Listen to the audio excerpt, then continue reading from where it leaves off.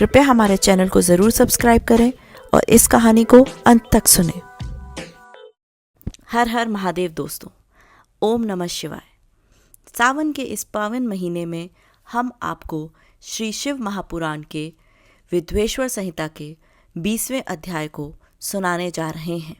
इस अध्याय में हम पार्थिव शिवलिंग के निर्माण की रीति तथा वेद मंत्रों द्वारा उसके पूजन की विस्तृत एवं संक्षिप्त विधि का वर्णन सुनाएंगे।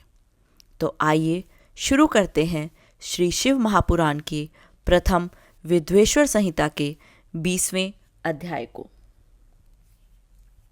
सूत जी बोले, हे महर्षियों, अब मैं वैदिक कर्म के प्रति श्रद्धा भक्ति रखने वाले लोगों के लिए वेदोक्त मार्ग से ही पार्थिव पूजा का पद्धति का वर्णन करता हूँ।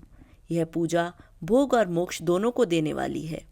अनेक सूत्रों में बताई हुई विधि के अनुसार स्नान और संध्योपासना करके पहले ब्रह्म यज्ञ करें।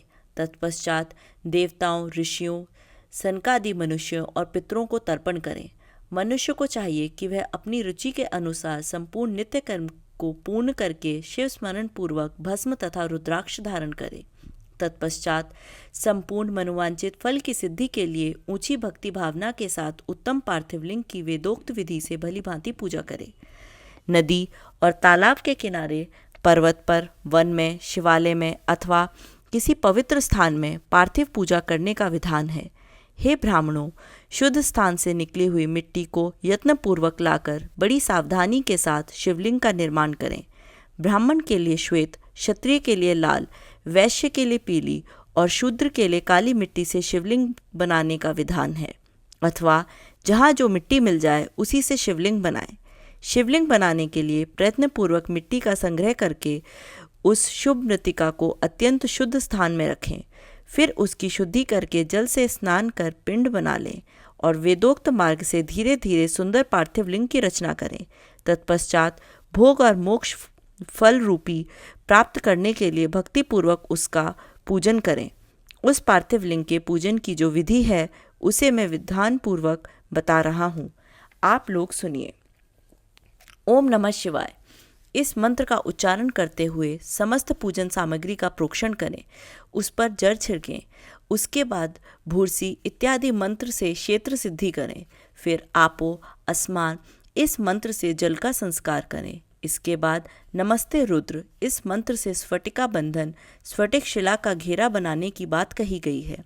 नमः शांभावाय इस मंत्र से क्षेत्र शुद्धि और पंचामृत का प्रोक्षण करें। तत्पश्चात शिव भक्त पुरुष नमः पूर्वक नीलग्रीवाय मंत्र से शिवलिंग की उत्तम प्रतिष्ठा करे। इसके बाद वैदिक रीति से पूजन कर्म करने वाला उपासक भक्तिपूर्वक एत्वेव रुद्रव इस मंत्र का रमणीय आसन दे। माँ नो महाताम इस मंत्र से आवाहन करे। या ते रुद्र इस मंत्र से भगवान शिव को आसन पर समासीन करें। या मिशु इस मंत्र से शिव के अंगों में न्यास करे।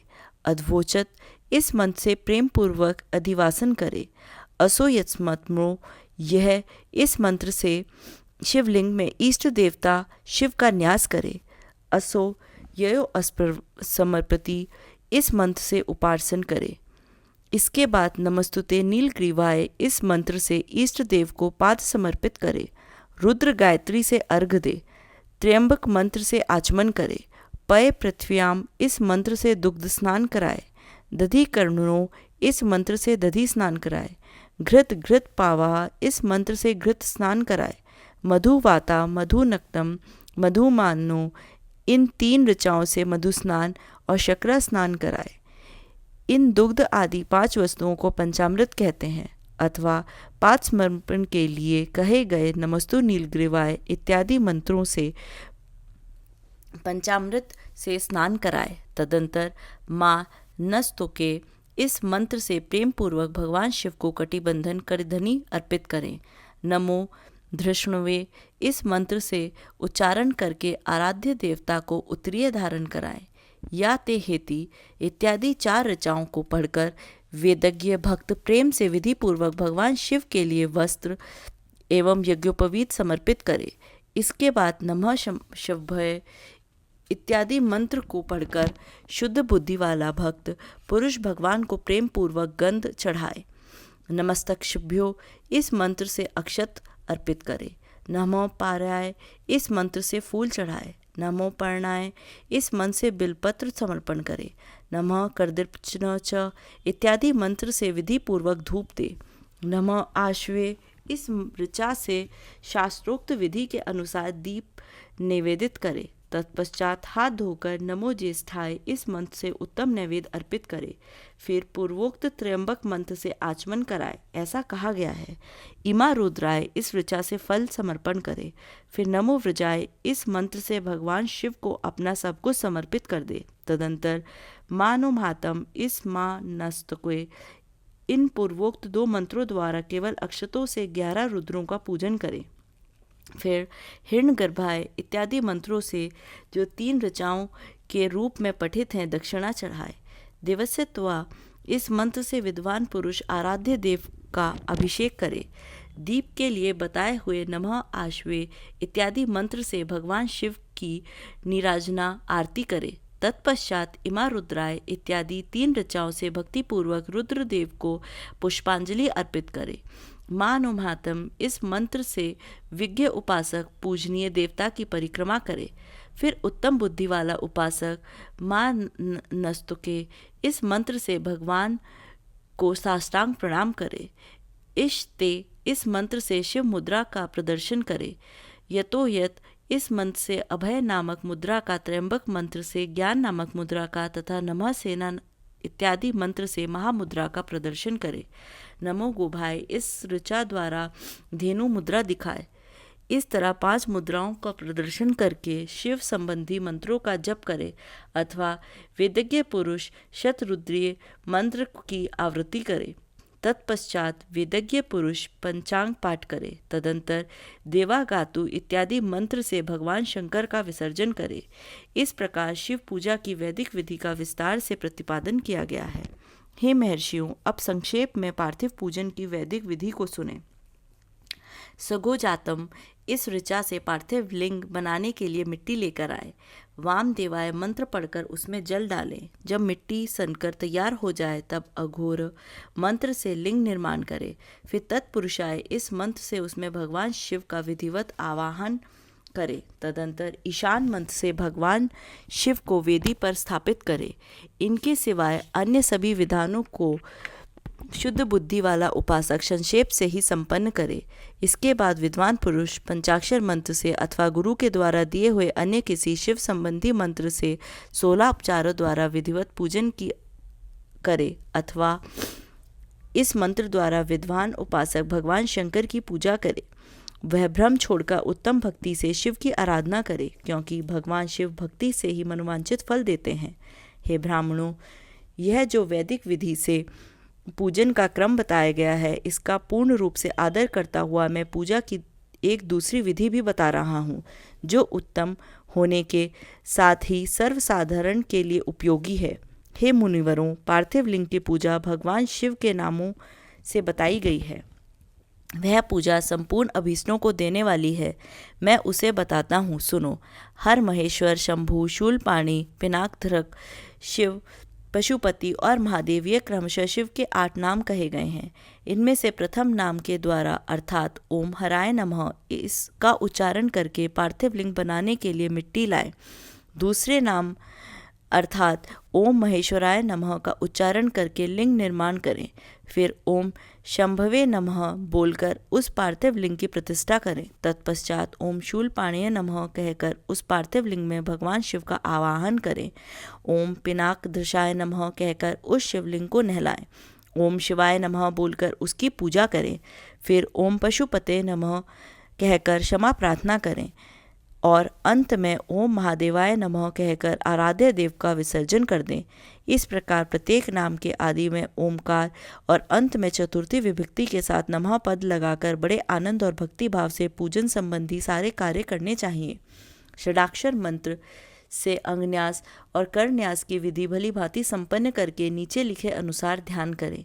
कैलाश पर्वत पर एक सुंदर सिंहासन के मध्य भाग में विराजमान सनंद आदि भक्तों से पूजित, भक्तों के दुख रूप दानव नल को नष्ट कर देने वाले अप्रेम्य उमा के साथ समासीन तथा विश्व के भूषण स्वरूप भगवान शिव का चिंतन करना चाहिए। भगवान महेश्वर का प्रतिदिन इस प्रकार ध्यान करें। उनकी अंग कांति चांदी के पर्वत की भांति गौर है। वे अपने मस्तक पर मनोहर चंद्रमा का मुकुट धारण करते हैं। रत्नों के आभूषण धारण करने से उनका श्रीअंग और भी उद्भासित हो उठा। उनके 4 हाथों में क्रमशः परशु, मृगमुद्रा, वर एवं अभय मुद्रा सुशोभित हैं। वे सदा प्रसन्न रहते हैं। कमल के आसन पर बैठे हुए हैं। देवता लोग चारों ओर खड़े होकर उनकी स्तुति कर रहे हैं। उन्होंने वस्त्र के रूप में व्याघ्र चर्म धारण कर रखा है। वे इस विश्व के आदि हैं, बीज रूप हैं, सबका समस्त भय हरने लेने वाले हैं। उनके 5 मुख हैं और प्रत्येक मुखमंडल में 3-3 नेत्र हैं। इस प्रकार ध्यान करके तथा उत्तम पार्थिव लिंग का पूजन करके गुरु के दिए हुए पंचाक्षर मंत्र का विधि पूर्वक जप करें।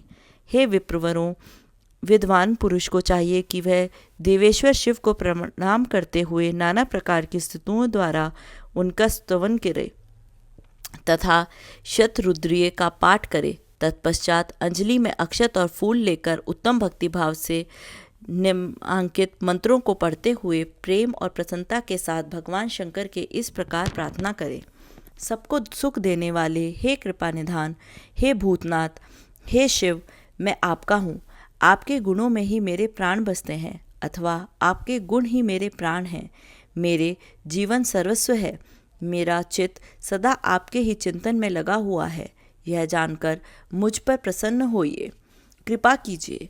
हे शंकर, मैंने अनजाने में अथवा जानबूझकर यदि कभी आपका जप और पूजन आदि किया हो तो आपकी कृपा से वह सफल हो जाए। हे गौरीनाथ, मैं इस समय महान पापी हूँ और आप सदा से ही परम महान पतित पावन हैं। इस बात का विचार करके आप जैसा चाहें वैसा करें। हे महादेव, हे सदाशिव, वेदों, पुराणों, नाना प्रकार के शास्त्रीय सिद्धांतों और विभिन्न महर्षियों ने भी अब तक आपको पूर्ण रूप से नहीं जाना है, तो फिर मैं कैसे जान सकता हूँ। हे महेश्वर, मैं जैसा हूँ वैसा ही उसी रूप में संपूर्ण भाव से आपका हूँ, आपके आश्रित हूँ, इसलिए आपसे रक्षा पाने के योग्य हूँ। हे परमेश्वर, आप मुझ पर प्रसन्न होइए। हे मुनि, इस प्रकार प्रार्थना करके हाथ में लिए हुए अक्षत और पुष्प को भगवान शिव के ऊपर चढ़ाकर उन शंभु देव को भक्ति भाव से विधि पूर्वक साष्टांग प्रणाम करें। तदंतर शुद्ध बुद्धि वाला उपासक शास्त्रोक्त विधि से इष्ट देव की परिक्रमा करे। फिर श्रद्धा पूर्वक स्तुतियों द्वारा देवेश्वर शिव की स्तुति करे। इसके बाद गला बजाकर गले से अव्यक्त शब्द का उच्चारण करे। पवित्र एवं विनीत चित्त वाला साधक भगवान को प्रणाम करे। फिर आदर पूर्वक विज्ञप्ति करे और उसके बाद विसर्जन करे। हे मुनिवरों, इस प्रकार विधि पूर्वक पार्थिव पूजा बताई गई है, जो भोग और मोक्ष दोनों देने वाली है तथा भगवान शिव के प्रति भक्ति भाव को बढ़ाने वाली है। जो मनुष्य इस अध्याय का शुद्ध चित्त से पाठ अथवा श्रवण करता है, वह सभी पापों से मुक्त होकर सभी कामनाओं को प्राप्त कर लेता है। यह उत्तम तथा दीर्घ आयुष्यु, आरोग्य, यक्ष, स्वर्ग, पुत्र, पौत्र आदि सभी सुखों को प्रदान कराने वाली है। इस प्रकार श्री शिव महापुराण के अंतर्गत प्रथम विद्वेश्वर संहिता के साध्य साधन खंड में पार्थिव शिवलिंग के पूजन की विधि का वर्णन नामक 20वां अध्याय पूर्ण हुआ। हर हर महादेव। ओम नमः शिवाय। आज की इस वीडियो में बस इतना ही। आपको ये वीडियो कैसी लगी आप हमें कमेंट में ज़रूर बताएं और अपने दोस्तों के साथ ज़रूर शेयर करें। हमारे चैनल को भी सब्सक्राइब कर लें। फिर मिलते हैं किसी नई वीडियो के साथ। तब तक के लिए धन्यवाद।